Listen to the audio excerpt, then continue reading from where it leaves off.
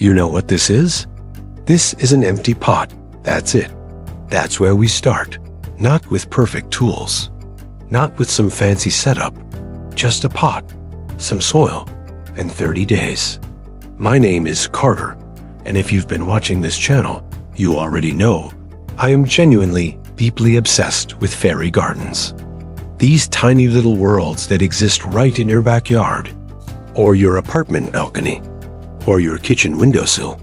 And today, we start building one. Together. From nothing. 30 days from now, this pot is going to be a paradise. So, first things first, let's talk about the container. You can use anything. A ceramic pot, a wooden box, an old colander. Honestly, I once used a cracked mixing bowl, and it was stunning. What matters is drainage. Your fairy garden needs to breathe. I'm using this terracotta pot, about 14 inches across. Nice and wide. Wide means we have room to build a whole landscape inside. First layer, gravel, about an inch deep. This is our drainage layer. It keeps the roots from sitting in water and rotting. Think of it as the infrastructure. Nobody sees it, but everything depends on it. Sound familiar? Gardens and life, man. Now we add our soil. I'm using a mix. 2/3 potting mix, 1/3 horticultural grit. Pack it in loosely. Don't compress it. You want texture. You want life in there. Day 2. And can I just say, I slept well last night. I always sleep well the first night of a new project. There's something about starting something. Okay, today, we're doing my absolute favorite part of any fairy garden build, shaping the terrain. Because here's the thing about flat gardens. They're boring, I said it. We want hills. We want a valley. We want a little path that curves and disappears around a corner. And your eye just wants to follow it, because you wonder, what's around that bend? That's the magic, that wondering. So I'm going to push the soil up on one side, build up our hill. And on the opposite side, we press down gently to create a low valley. Nature is never perfectly flat. Remember that. Always. Now, the path. I'm using small, flat river stones. Look for stones with irregular shapes. Perfect circles look fake. Imperfection is the whole vibe here. I'm laying them in a gentle S-curve, starting at the front of our container, winding up toward where our main structure is going to live. Tomorrow. You'll see why tomorrow. Okay, day 3. This is the one I've been looking forward to. Today, we build the house. Now, before you say anything, yes, you can absolutely buy a tiny fairy cottage from a garden center. And they're lovely. No shade. But there is something that happens when you make it yourself. Something that, I don't know. It just makes it yours in a completely different way. Twig walls. Bark pieces. I peeled these off a fallen log in the back. You can find these anywhere.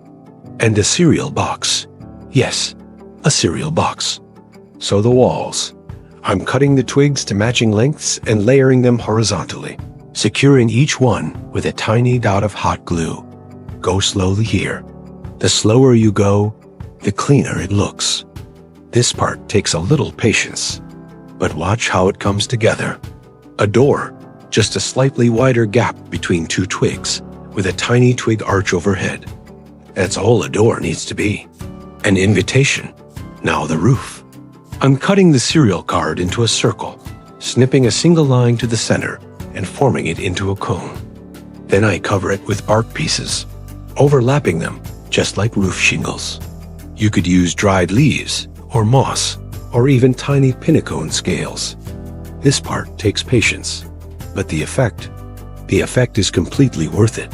There, a roof, a door, twig walls. We've made a house. It's rustic, it's whimsical, and it was made from basically nothing. And now it has a home. Okay, this is where things start to feel really alive. Moss. If there is one material that makes a fairy garden look like it's been growing in an enchanted forest for 100 years, it's this. I'm using preserved sheet moss, craft stores, garden centers, or online. About $4 to $6 for a good bag. A little goes a very long way. Step 1. Tearing and sizing the moss. First, I tear it, not cut. Tearing gives you organic, irregular edges. Nature doesn't have scissors. I'm tearing pieces roughly palm-sized, some bigger, some smaller. Variety is key. Step 2. Mapping placement before pressing. Before we press anything, we map. Lay pieces loosely first, just resting on the soil. Think of it as sketching before you paint. Moss goes in the low areas, the valley we built on day 2, around the base of the cottage, right up against the twig walls, and along the edges of the stone path, like it crept in from the wild and just decided to stay. Because that's exactly what real moss does. Once happy with the layout, press each piece gently into the soil. Just a little pressure. You want it to grip the earth. Not smashed flat, just settled. Step 3. Securing with water misting. Now, a secret trick.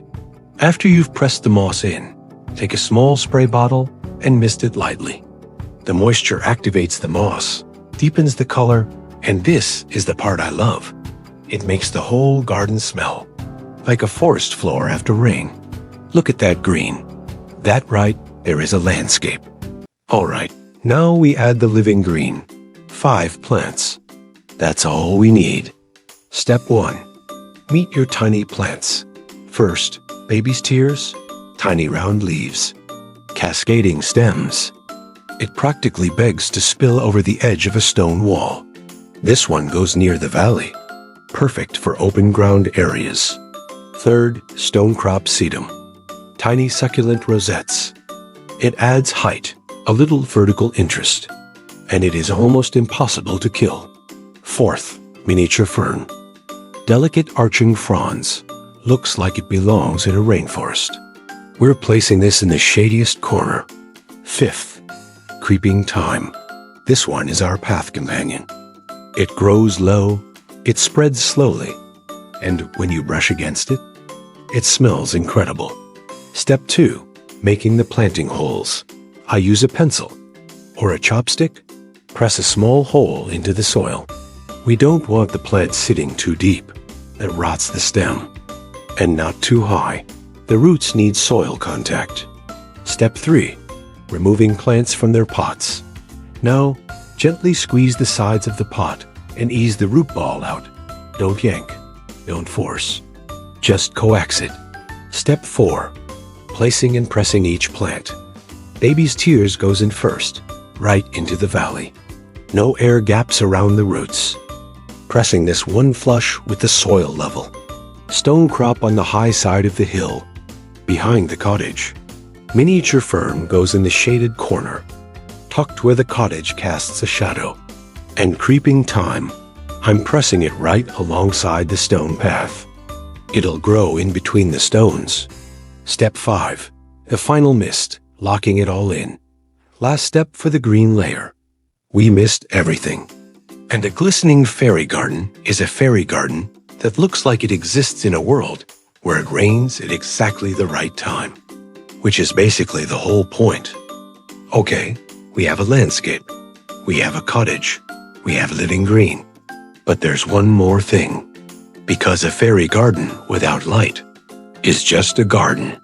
What you'll need: fairy light kit, copper wire fairy lights, the micro LED kind. Warm white, always warm white. We weave.